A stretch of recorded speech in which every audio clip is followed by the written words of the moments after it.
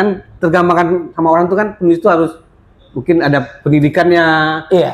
Intinya orang-orang sudah sangat berpendidikan baru akademis ya. Akademisi. Iya. Kira-kira bisa nggak non akademisi? Oh, bisa. Ataupun hanya sekedar berumah tangga atau bagaimana? Iya. Siap.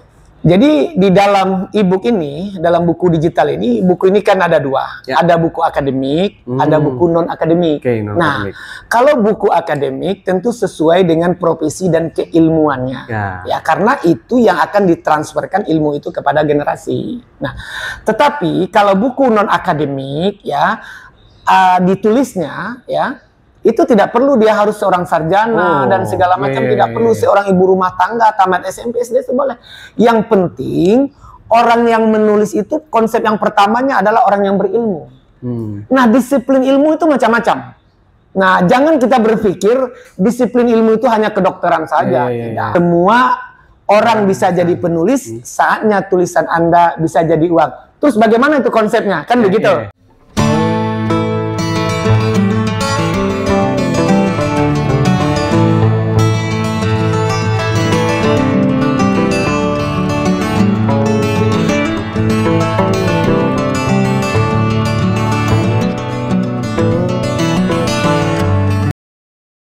Assalamualaikum warahmatullahi wabarakatuh, Sobat Riomek. Alhamdulillah kita kembali podcast di Riomek TV. Kali ini kita kedatangan tamu jauh dari Sumatera Barat, Uda Darmawi. Iya. Direktur Pustaka Indonesia Service kan? Iya, betul. Itu platform e-book. Jadi e-book mungkin nanti sama Bang Darmawi jelaskan panjang lebar lah. Iya. Gimana nih Bang? Ini e-book nih kayaknya juga tantangan mungkin kalau di travel agent kan berarti perangnya sama travel online kan? Iya. Nah, kalau ini buku nih, gimana tuh Bang? Betul, oke. Terima kasih Bang Dede. Siap. Saya diundang ke studionya di Riomek TV ya, channel ya.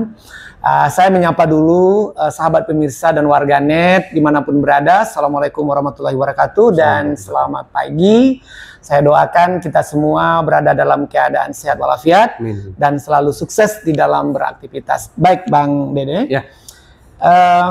Pustaka Indonesia Service adalah sebuah perusahaan yang bergerak di bidang platform digital, e-commerce ya, seperti e-commerce ya, tapi khusus digital, buku digital ya. Nah, saya berpikir bahwa 5 tahun ke depan atau 10 tahun ke depan kecanggihan teknologi ini pergerakannya itu sangat cepat sekali. Nah, jadi kalau pada saat sekarang masyarakat kita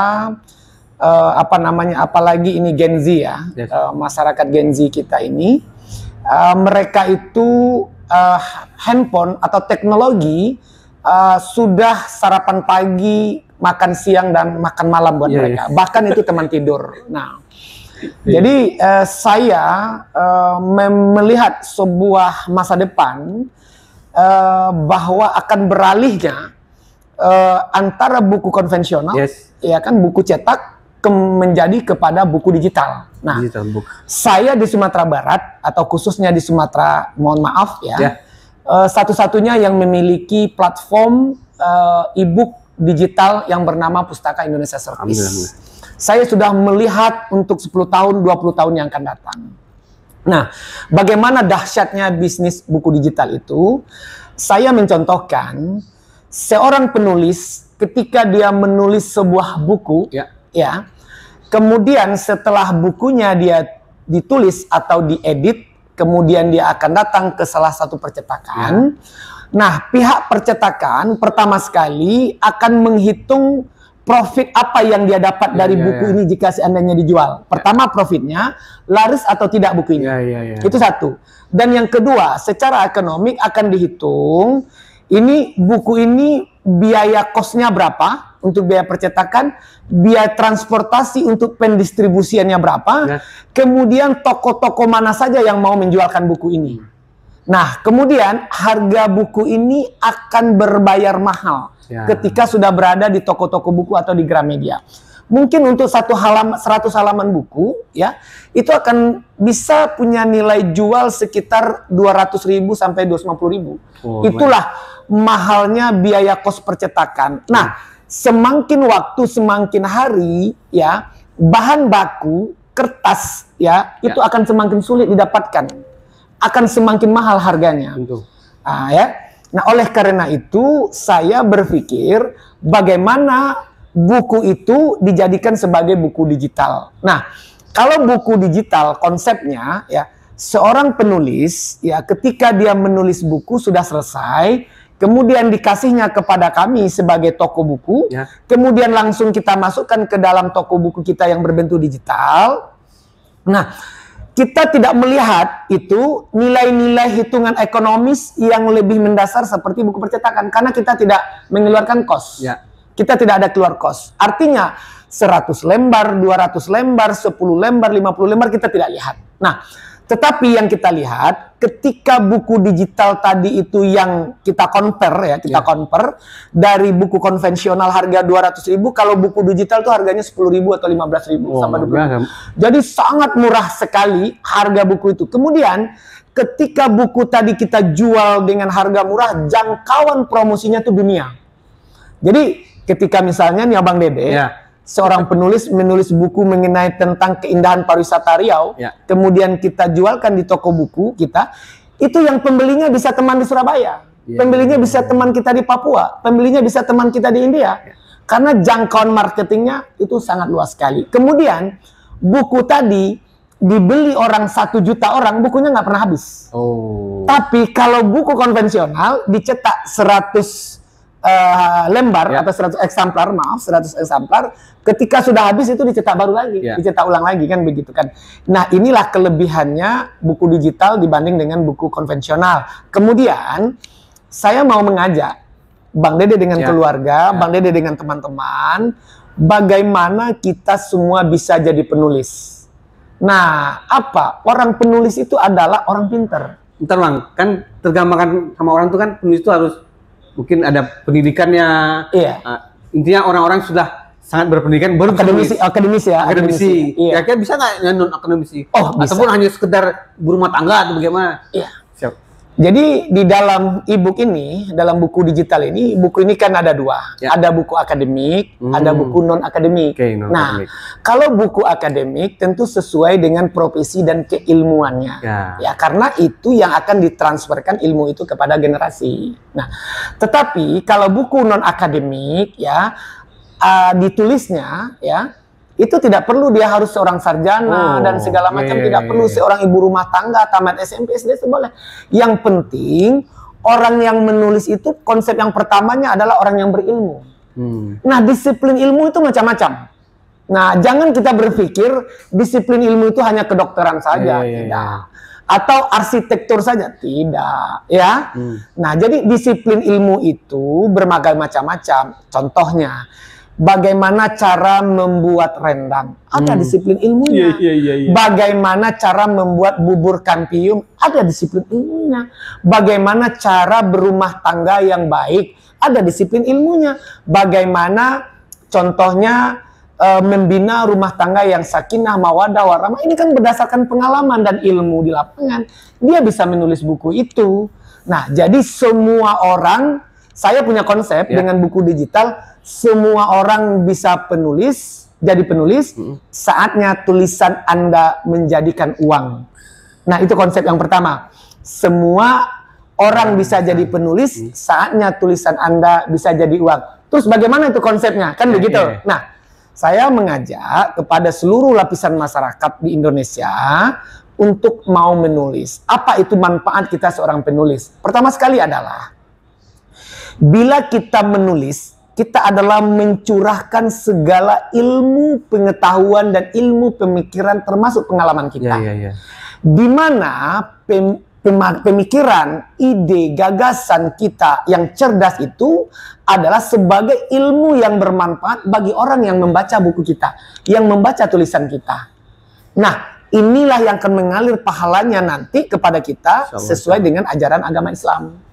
Nah, jadi bila bapak-bapak ibu nanti menulis, itu bapak ibu telah mencerdaskan regenerasi berikutnya. Jadi jangan disimpan ilmu itu, jangan dibawa mati. Jadi dituangkan dalam berbentuk tulisan, dalam berbentuk e-book, ya. Kemudian nanti dijadikan sebagai ilmu yang bermanfaat. Itu yang pertama, manfaatnya bagi orang penulis. Yang kedua, manfaatnya bagi seorang penulis itu adalah tanda beliau pernah hidup di atas dunia. Kalau kita berbicara dengan Buya Hamka, hari ini Buya Hamka itu masih hidup. Apa? Ilmu-ilmunya masih dibaca oleh banyak orang di dunia. Bung Hatta juga masih hidup, karya-karyanya. W.R. Supratman masih hidup, hampir tiap hari di pelosok Indonesia menyanyikan lagu Indonesia Raya. Itu adalah karya-karya tulis dia. Siapa lagi? Khairul Anwar, macam-macam lagi. Kalau kita pernah meninggalkan karya kita akan selalu hidup di tengah-tengah masyarakat. Nah, jadi kalau kita ingin dikenang oleh anak cucu kita, maka kita harus galakkan untuk menjadi seorang penulis. Itu yang nomor 2. Dan yang ketiga, menulis ini adalah bagaimana kita mengapresiasikan, mencurahkan emosional pemikiran kita. Jadi kita tuangkan dalam berbentuk ilmu yang bermanfaat. Kita ini kan banyak pengalaman. Bahasa Minangnya itu Bang Dede ya. Kalau bahasa Minang itu, jauh bajalan banyak dilie. Lamo hidui banyak dirasai, alam takambang jadikan guru. Nah, jadi orang-orang tua yang sudah banyak memakan asam garam itu banyak pengalaman dia, banyak ilmu yang harus ditransferkan, dicurahkan itu kan sudah gede dalam kepalanya. Nah, itu dicurahkan dalam berbentuk tulisan-tulisan dan menjadi sebuah buku. Ini manfaat yang keempat, yang terakhir adalah sebagai passive income. Ya, passive income, pendapatan yang terus-menerus. Kelebihannya buku digital dengan buku konvensional ini saya katakan ini, ya. Kita contohkanlah pustaka yang ada sekarang. Di Riau ada pustaka Riau, di Bangkinang ada pustaka Bangkinang. Di mana posisi kelemahannya? Jika suatu saat terjadi musibah banjir, semua buku itu akan tergenang dengan air. Ya kan? Jika terjadi kebakaran, itu semua akan terbakar. Jika terjadi gempa bumi, itu semua akan hancur. Tetapi buku digital itu aman seaman-amannya. Kemudian kelebihan lagi buku digital ini adalah, contoh, Bang Dede seorang penulis, kemudian mengutip sebuah tulisan dari seseorang. Tetapi Bang Dede salah tulis itu nama orang atau gelar orang. Kalau dalam buku percetakan, ketika buku itu sudah beredar, itu seseorang itu akan telepon Bang Dede, Pak Dede, nama saya bukan Sumitro, Soemitro. Mohon maaf, bukan masalah ijazah ya. Ya, artinya apa? Anaknya akan nuntut, nama orang tua saya bukan Sumitro, Soemitro, itu contoh, atau sebaliknya. Nah, buku yang beredar itu akan di bumi hanguskan itu. Tidak bisa dijual, dituntut itu. Tapi kalau buku digital, tanpa ada biaya, langsung kita tarik sebentar, kita robah, kita jual kembali, no cost. Nah, itu kelebihannya buku digital. Jadi memang saya kemarin itu pada awal Januari itu sudah menghadirkan 7 negara para penulis ke Sumatera Barat. Dan insya Allah kita akan berkolaborasi dengan DPD Asita Riau. Pada ujung November nanti kita akan menghadirkan simposium internasional mungkin 17 negara. Itu penulis semua ya? Iya, itu semuanya penulis dari berbagai negara. Kita adakan di Sumbar dan di Riau, Bang Dede. Kira-kira begitu. Ini Bang, kan soal penulis nih. Iya. Saya ibu rumah tangga gitu. Ada nggak orang-orang yang sudah sukses, dia hanya duduk di rumah saja, tapi dia menulis, menghasilkan. Ya, itu dia. Salah satu bagi kepada ibu-ibu rumah tangga, ya. Ibu rumah tangga ini pengalamannya sangat besar sekali. Begitu pengalaman bagaimana dia mengandung anak, ya, selama 9 bulan, ya. Berbagai macam pengalaman berat dan derita. Kemudian membesarkan anak dan mendidik anak, memandikan, bukan jaga suami pun juga. Ya, menyiapkan makan suami, membersihkan suami, bla bla bla semua ini. Jadi ibu-ibu ini adalah memang kalau kita lihat kekuatan dia itu super power. Ada juga ibu yang lebih hebat lagi adalah sudahlah sebagai kepala rumah tangga, sebagai ibu rumah tangga juga, dua profesi langsung. Tapi kalau bapak-bapak nggak ada itu. Sebagai ibu rumah tangga, sebagai kepala rumah tangga nggak ada. Yang ada itu ibu rumah tangga. Jadi kepada ibu-ibu ya ingin membantu ekonomi suami, saya bercerita sedikit seorang kisah penulis yang ada di Malaysia. Saya bertemu dengan beliau. pada tahun 2024 kemarin, buku beliau terjual, dia mendapatkan royalti daripada kita, itu 137.000 ringgit, setara dengan lebih kurang 450 juta rupiah. Itu royalti yang dia dapatkan dari buku dia. Nah, beliau adalah seorang ibu rumah tangga.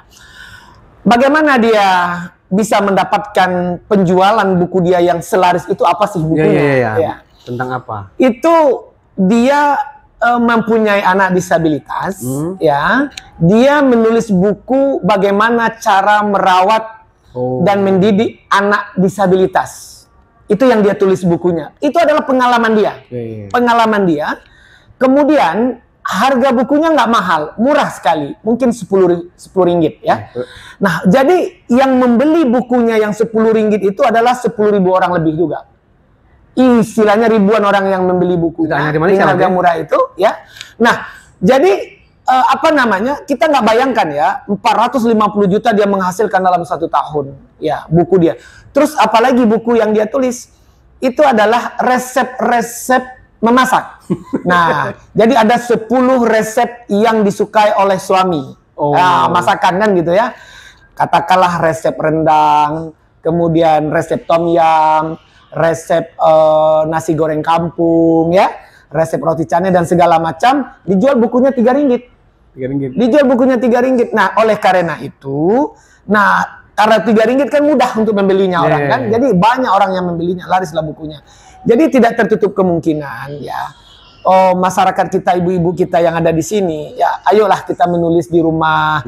Anak kita setelah tidur, waktu kosong luang, kita kita keluarkan ide-ide kita itu dalam berbentuk tulisan. Nah, kemudian saya ingin juga merubah paradigma, membantu guru-guru. Sekarang yang berkembang di tengah masyarakat itu adalah guru menjual buku kepada siswa, kepada murid. Padahal guru itu jual ilmu, karena ilmu itu mahal. Nah, guru itu untuk mendapatkan ilmu itu kan tidak mudah. Dia harus kuliah dulu, harus membaca dulu. Sekarang dia jual 5.000, orang tua murid marah. Ya, apa isu yang terburuknya adalah guru bisnis buku gitu loh. Sekarang saya mengajak dan mengimbau kepada guru-guru, ibu jangan jual buku kepada siswa, ibu letakkan buku itu di toko buku saya, platform saya. Nanti ibu sampaikan kepada siswa ibu, bapak semuanya, anak-anak ingin pintar, cari buku di pustaka, jangan suruh beli, cari buku di pustaka Indonesia Service di handphone kamu. Nanti kamu bilang sama emak, sama bapak kamu di rumah, mak, kata ibu guru kalau ingin pintar cari buku di pustaka Indonesia Service. Ayo kita Google, gitu ya, pustaka Indonesia Service. Nah, judul bukunya ini, penulisnya ibu, kan begitu, harganya 5.000, kan begitu. Dia tidak bisa buka kalau dia belum bayar. Nah, jadi kalau emaknya langsung bayar, berarti yang beli buku itu emaknya yang beli buku, kan begitu. Jadi ibu nggak jual buku, ibu hanya promosi buku ibu gitu ya. Kita rubah mindsetnya, Bu. Jadi ibu-ibu guru sekarang harus pintar juga daripada siswanya, jangan pintar daripada orang tua murid ya. Harus pintar. Jadi promosikan buku ibu, letakkan buku ibu. Saya mengajak ya, semua pengalaman ibu guru dalam mendidik dan segala macam, ayo tulis bukunya. Begitu. Kalau saya pernah dengar nggak Bang soal inspirasi seorang penulis apa? Mangga yang jatuh itu. Iya, betul. Apa tuh? Lupa. Jadi saya pernah bertemu dengan seorang dokter. Dia adalah orang India, namanya Dr. Devi. Oh, dia di India berarti? Bukan di India, dia bercerita di Padang. Oh, di Padang. Di Padang. Dia saya undang ke Padang sebagai speaker. Ya. Dia berpikir buku apa yang mau saya tulis, iya kan? Jadi kemudian dia dapat inspirasi ketika dia di jalan membawa mobil. Kemudian di tepi jalan itu ada rumah orang. Rumah orang itu berpagar, di depan rumahnya itu ada pohon mangga. Pohon mangga itu sudah berbuah. Kira-kira buahnya ada 30 biji. Ya. Kemudian dia kebetulan rumah tadi di Traffic. Ya. Kemudian dia lihat tupai. Tupai bahasa Indonesianya tupai. Itu, ya? Tupai juga ya. Ya. Kemudian tupai tadi itu memakan 1 biji mangga, ya, 1 biji mangga. Kemudian dia pergi gitu. Apa yang terpikir sama dia? sepohon mangga yang sudah dipagar rapi-rapi gitu, dah jelas buahnya 30, si pemilik rumah atau pemilik pohon mangga, dia beranggapan rezeki dia 30 buah mangga. Tetapi ada rupanya rezeki itu pai 1 mangga. Jadi walaupun mangga itu tuh ada di depan rumah kita 30, itu belum tentu rezeki kita semuanya. Dan begitu juga konsepnya uang. Jadi uang apabila ada di kantong kita 300.000, itu 300.000 belum tentu hak milik kita semuanya. Begitu juga uang yang ada di ATM kita 300 juta belum tentu uang kita semuanya. Ada uang orang itu mungkin, ada rezeki orang mungkin yang diletakkan di ATM kita. Nah, jadi dia inspirasinya itu menulis buku itu dari situ gitu. Jadi sangat inspiratif sekali. Kemudian ada satu lagi tuh, seorang ibu rumah tangga, dia bertanya kepada saya, Pak Darmawi, saya menulis apa ya? Saya ibu rumah tangga. Saya tanya, ibu suka memasak nggak? Suka sekali, hobi saya memasak. Nah, pada saat itu sebelum puasa masuk. Nah, saya bilang sama dia, Bu, ibu buat judul dulu, apa judulnya? 30 resep berbuka puasa yang diidolakan oleh suami dan anak. Agar suami kita tidak berbuka di luar. Agar anak kita tidak beli perbukaan di luar. Oh ya, terus Pak Darmawi, hari pertama ibu menulis itu adalah resep berbuka bubur kampiun. Apa bahannya, ya? Bagaimana cara membuatnya, fotonya, itu sudah 2 halaman. Hari pertama puasa. Hari kedua puasa itu membuat ondel-ondel, ya. Nah, bagaimana bahannya, kan gitu? Bagaimana rasanya, fotonya. Pas 30 hari puasa, selesai 60 halaman. Selesai buku. 30 resep, ya. Menu berbuka yang disukai oleh suami dan anak. Nah, berapa harga buku ibu? Gak usah mahal-mahal, Bu. 10.000 aja. Kalau dibeli 10.000 orang, 10.000 kali 10.000 berapa duit ya? 1 miliar lebih ya? 10.000 kali 10.000, 4 nolnya itu 10 miliar ya? Nah, bayangkan dahsyatnya buku digital itu. Oh, baru dia datang inspirasi. Jadi inspirasi kita itu di mana-mana, Bapak Ibu. Bisa hadir, tergantung nawaitu kita, niat kita, ingin kita menulis pengalaman kita itu dan menuangkan berbagi ilmu kepada orang banyak. Siap. Baik Bang, mungkin closing statement supaya orang bisa menulis itu apa gimana? Pengen menulis juga gitu. Apa yang menyemangati ya? Betul, yang pertama sekali yang memberikan dorongan support yang menyemangati kita mau menulis itu adalah pertama, isilah waktu senggang, waktu luang kita dengan yang bermanfaat, dengan cara menulis. Satu. Dan yang kedua, dengan menulis buku kita mengeluarkan semua beban-beban pikiran kita, beban-beban ide dan gagasan kita, sehingga berkurangnya isi otak kita, dan itu adalah salah satu obat untuk menjaga stroke. Nah, kemudian yang ketiga, jadikan itu adalah sebagai ilmu yang bermanfaat, investasi atau deposito yang akan kita terima nanti di akhirat, sesuai dengan bagi umat yang beragama Islam, bahwa ada 3 pahala yang mengalir itu, sedekah jariyah, ilmu yang bermanfaatnya salah satunya di situ. Nah, anak yang soleh, doa anak yang soleh. Kemudian yang keempat adalah bagaimana kita menulis buku tadi itu adalah kita pernah dikenang oleh orang sepanjang masa. Artinya anak cucu kita akan mengingat kita bahwasanya nenek kita, buyut kita itu melihat kita itu pernah hidup di muka bumi ini dengan peninggalan-peninggalan karya-karya kita. Dan yang kelima, jadikan itu sebagai passive income yang harus kita dapatkan. Jadi supportnya adalah siapa saja bisa jadi penulis, saatnya tulisan Bapak Ibu bisa menghasilkan uang. Jadi bapak-bapak dan ibu-ibu itu semuanya para guru, dosen, semuanya itu tulisannya udah banyak. Yang anehnya itu para dosen dikasih biaya oleh pemerintah melakukan penelitian dan menulis buku sebagai syarat sebagai dosen. Setelah bukunya ada, itu dipajang itu di lemari-lemari rektorat. Iya kan? Harusnya itu diletakkan di dalam Pustaka Indonesia Service, dijual, disebarluaskan, buku itu bermanfaat bagi orang di dunia. Ya, kemudian dia juga mendapatkan passive income-nya. Nah, jadi ayo mulailah kita sekarang niatkan di hati. Memang di dalam menulis ini sampai berhasil banyak goda-godaannya, ganggu-gangguannya, ribet-ribetnya, tapi kerjakan dulu apa yang bisa. Nah, kami dari Pustaka Indonesia itu akan menyiapkan training setiap malam.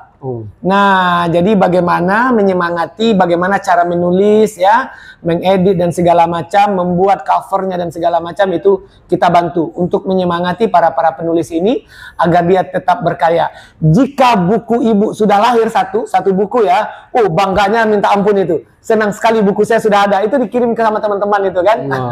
Ini buku saya, ini buku saya. Wah, itulah kira-kira. Bagi kepada Bapak dan Ibu, saudara kita dimanapun berada, mari kita menulis karena tulisan kita ini sangat bermanfaat bagi orang. Nah, jadi jika ada Bapak Ibu ingin menemukan keterangan secara lebih konkret dan lengkap, di mana itu Pustaka Indonesia Service ya, di webnya ada .ipustakaindonesiaservice.com ya. Di situ akan keluar nanti buku-buku karya-karya orang yang sudah menulis. Kemudian jika Bapak Ibu nanti ingin berhubung dengan admin kami ya, yang bernama Putri, silahkan dicatat nomornya di line telepon 0812 7761 3676. Saya ulangi ya, bagi yang membutuhkan informasi terhadap buku digital, admin kami yang bernama Saudari Putri di line telepon 0812 77 61 3676. Beliau akan memberikan informasi dan keterangan seputar bagaimana cara menulis buku, bagaimana nanti mengedit buku, bagaimana cara membuat cover buku, dan bagaimana nanti berbisnis dengan Pustaka Indonesia Service. Jangan sia-siakan waktu Bapak Ibu di rumah dengan hal yang mubazir, gunakan sebaik-baik mungkin dengan hal-hal yang bermanfaat. Itulah tip-tip dari saya selaku pemilik Pustaka Indonesia Service. Demikian. Baik, terima kasih udah Roy. Iya, sama-sama. Baik, Sobat Biomek, ini tentang tulis. Semoga kita bisa menulis nanti ke depannya. Biomek TV, hilangkan kemusuhan Anda. Wassalamualaikum warahmatullahi wabarakatuh. Waalaikumsalam warahmatullahi wabarakatuh.